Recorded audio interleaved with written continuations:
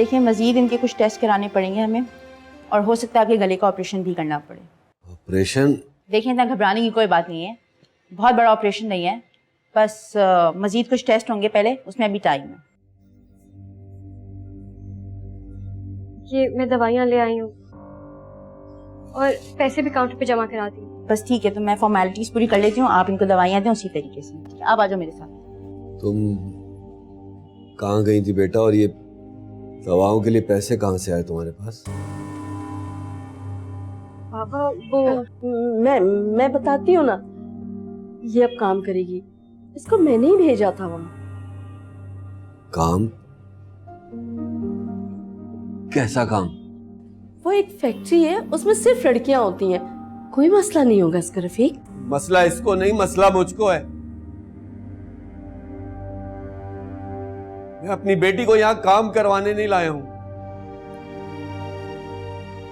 पापा सिर्फ एक बात सुन ले मेरी, फिर आप जो कहेंगे मैं करूंगी।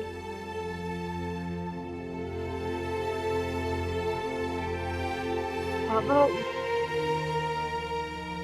आप जानते हैं हमारे पास पैसे नहीं, और इस छोटे से अस्पताल का भी बहुत खर्चा, आपका इलाज नहीं हो पाएगा बाबू। तुम्हारी छोटी सी नौकरी से इस छोटे से अस्पताल के खर्चे पूरे हो जाएंगे? नहीं बाबू, लेकिन आपने भी तो मेरे लिए इतना कुछ किया। मेरी हर छोटी फरमाइश के लिए आपने दिन रात काम किया है। मैं छोटी थी, नादान थी, फरमाइशें करती रहती थी, पर आपने मेरी हर ख्वाहिश पूरी की। मुझे काम करने देना बाबू, आप ठीक हो जाएंगे, मान लेना।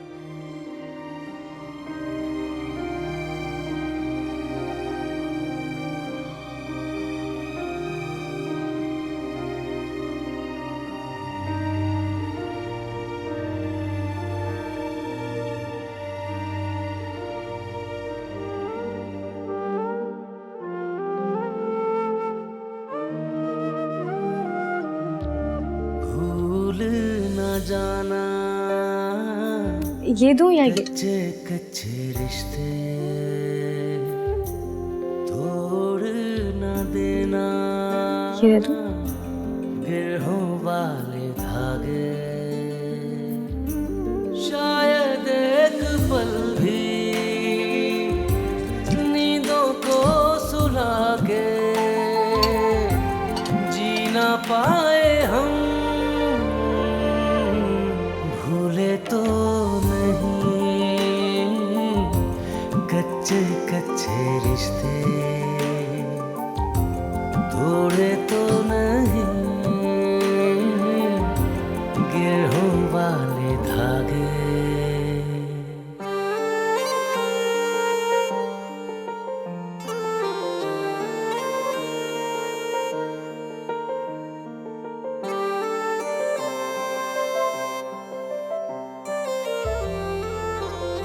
तक आएगी ये वापस? अरे अभी तो गई है, शाम तक आएगी। और तुम इतना डर क्यों रहे हो? मैंने कहा ना, वहां कोई ऐसा वैसा मसला नहीं है, फैक्ट्री में और भी लड़कियां हैं। नहीं, वो नई जगह है ना, तो जरा मेरा दिल घबरा रहा था।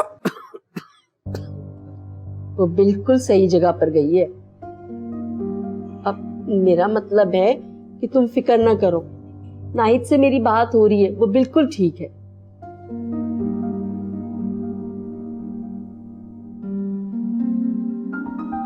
अच्छा,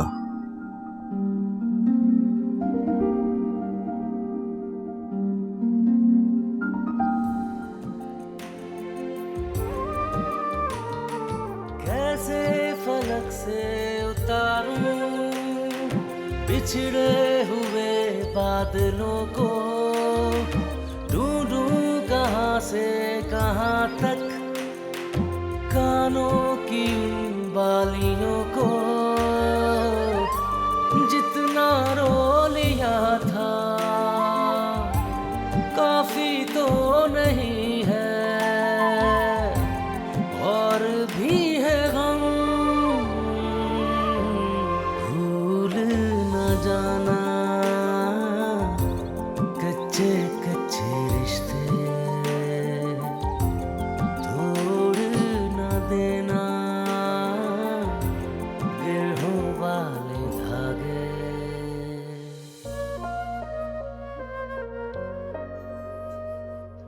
ठीक है?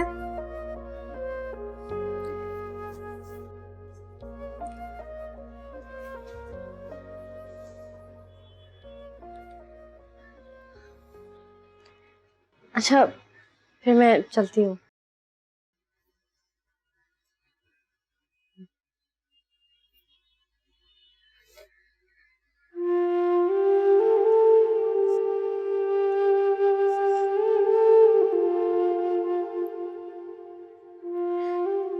ये आपकी बेटी है?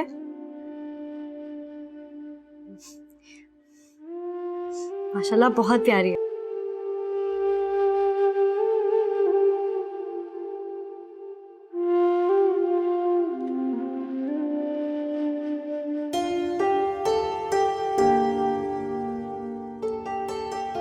मेरा दिल कहता है कि एक दिन आपके पास जरूर वापस आएगी। मैं खुद ढूंढ के लाऊंगी इसे।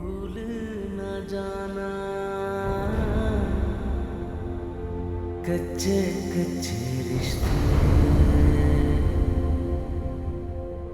तोड़ न देना,